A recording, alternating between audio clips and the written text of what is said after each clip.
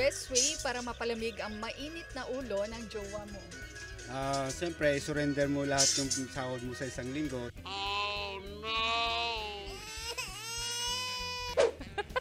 Bili na lang ng pyesa, tas pagkain siguro. Depende sa trip niya, sir. Huwag mo nang sabayan yung init ng ulo ng asawa mo. Sunduin mo na lang kung anong gusto mo. Lalagyan ng ice sa ulo.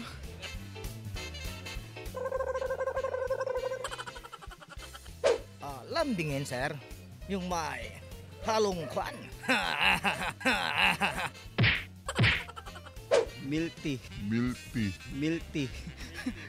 Yun yung kahinaan ng mga ka-chicks. Sir, wala ko nun. Wala ko nun. Sir, wag na lang magjowa. Walang palalamigin.